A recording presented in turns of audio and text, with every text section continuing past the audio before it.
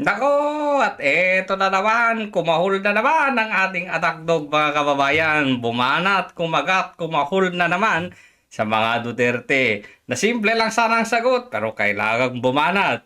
Ano yan? Parte ba yan ng extra income? So bago yan, tatanungin ko muna kayo, nakabag-Dutch meal na ba lahat? Nakapagpalakpak na ba lahat? At higit sa lahat, nakapagpa-member na bang lahat? Kung ayaw nyo magpa-member, pakulay naman dyan. So ito na nga, kapag ka itong reporter talaga na itong nagtatanong, ano hinga ka na ng malalim kasi alam may banat na naman at may balik na naman ito. Baka mawala ka sa Malacanang press corps ng reporter na to. Ito, so, panoorin natin to. Paano siya bumakbak at paano tinira na naman ng reporter na to. Ito, panoorin natin. Okay po, medyo hindi kasi ako nakadalo dun sa briefing naikwento po nung ating mga officer from the PNP, CIDG, na yung ginawa pong pag-aresto kay FPRRD, yung naging attitude po nung mga pamilya na nagwala, parang gano'n, nagsisigaw, nagmura. Nagmura. Wag mo nang gawin yan. Masasakit ka nang magtanong. Masasakit pa yung follow-up mo. Sige na, wag ka nang mag-islang. Magmura. Okay. You are my favorite. Favorite ka rin. Favorite ka rin. Kaya papalabasin ko na yan. Yung po bang ganong attitude, is it normal or sa tingin nyo hindi po? Normal lang sumigaw at Abo, normal lang sumigaw at magmura. Mag-isip ka muna bago ka sumagot dyan. Nagsisisigaw ka din. magmura. Oh, stop siya. Isip siya eh. Paano ko kaya atagihin ng mga Duterte dito? Kasi ako nagmura din naman eh. Ay, hindi pala. Nagsigaw din pala ako eh. Pinagsisigawan ko din pala yung mga pulis eh. Ano kaya pwede kong itira dito sa mga Duterte? Isip! Lalim mo. Tignan nyo. Pamilya po yun eh. Oh, okay lang daw. Kasi pamilya po yun eh. Hindi po natin mawawala Mhm. na gano'n na maging damdamin. Oo nga naman. Oo nga naman. Abogado ka nga, nagsisisigaw ka eh. Abogado ka pa lang ha. Paano pa yung pamilya?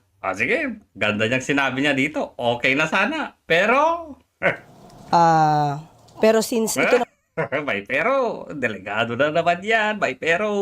naman po ay matagal nang pinag-uusapan. Oh, matagal na daw pinag-uusapan. Ang alin? Anong connect doon sa pagsisisigaw kung matagal na itong pinag-uusapan? At aminado naman po ang dating Pangulong Duterte Anong connect? Kung aminado si Pangulong Duterte. na may kaso naman po sa ICC. Ano ngayon ang connect sa pagsisisigaw nung hinuli siya at pagmumura? Sige ka. At nabanggit nga rin po niya sa kanyang talumpati sa Hong Kong na meron siya nadidinig na warrant of arrest. So anong connect nga nung naririnig niya?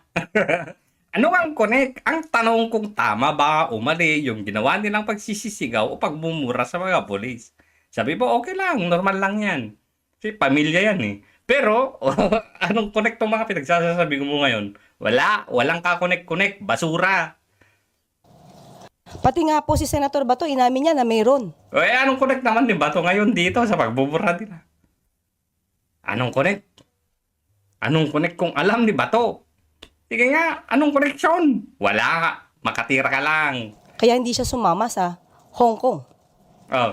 So, normal So, tignan nyo to ang magkaroon ng ganong klaseng damdamin. Normal naman daw. Okay, normal naman daw. Pero, kala mo, mag-i-stop ka na dyan. Hindi pa.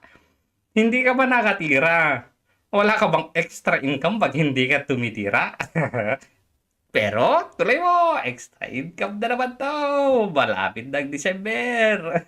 Ay, hindi, malayo pa pala. Mid-term bonus pa pala or mid-year bonus. Malapit na. Pero siguro dapat malaman din po natin lahat.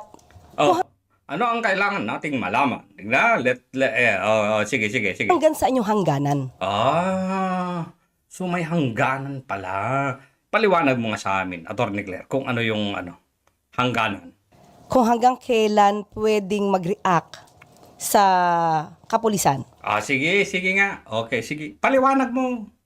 Kung ginagawa ang tama, Kung ginagawa ang tama, nandoon ang mga dokumento, nandoon ang mga dokumento, nagsisisigaw nga sila, nasa ng warrant of arrest, gusto naming makita. Magsisisigaw ba yung mga yun kung mayroong pinakita? Grabe.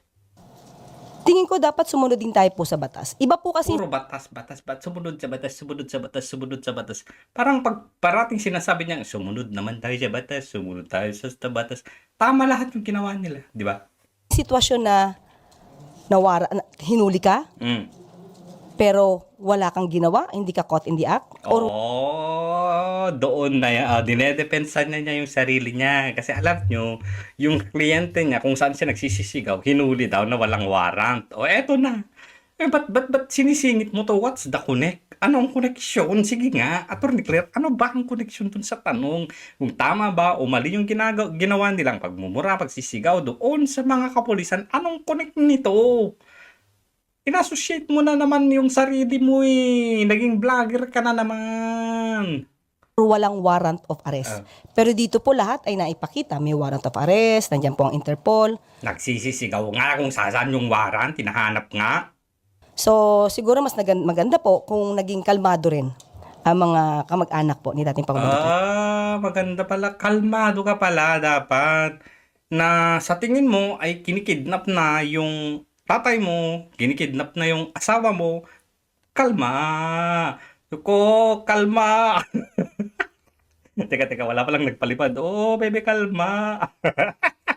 May sumasayaw ng gano'n pag may nagpapalipad. Kalma. So you're saying Ito, bumira. sinasabi niyo po ba yan dahil based on your own experience din po? Pinasok mo kasi yung sitwasyon nung ikaw nag-follow up question ngayon na ikaw na yung tinira. Kasalanan mo yan. Tapos eto yung kanyang magiging sagot. Mag-explain siya ng kanyang sarili. Doon sa nangyari sa kliyente ninyo, parang sort of ganon. Okay, sasagutin kita dyan. Okay, sasagutin kita dyan. Huwag kang umiyak. Ikaw yung may gusto niyan eh. Unang-una, nalaman nyo ba kung ano yung totoong kwento? Yung aking kliyente, this is so too personal na. Sige, okay. It's too personal pero magkukwento pa rin siya. Ikwento mo. Depensahan mo yung sarili mo kung ba't ka nagsisisigaw na naman ulit. Ginawa mo na to. Ulitin mo. Sayang yung pera ng bayaran. Binabayaran ka para ipaliwanag yung sarili mo. Pinasok mo kasi yung personal eh. Tinira ka ng personal kayo. Huwag ka umiyak. Pag-usapan dito. But I will explain. Yung ating naging kliyente doon, hinuli. Again, uulitin ko, di ko po alam kung nandito kayo nun. Hinuli ng walang warrant of arrest, walang kaso, at hindi man lang sinabihan yung kliyente ko ng nature of the case. So, yon ang pwede pala yon. Pwede kang magsisisigaw ngayon. Pwede kang magsisisigaw, maghurumentado sa presinto pag ganun pala. Bakit pala hindi pwedeng kalma lang? Huwag kang sisigaw. Ikaw may sabi kanina eh. Kalma lang. At dapat alam mo yung hangganan kung saan ka magsisisigaw at maghuhurumentado. Kalma. Baby, kalma. Baby, kalma. Ngayon, ikaw, dinedepensahan mo na yung sarili mo ngayon dito. Kasi hindi ka kumalma. Baby, kalma.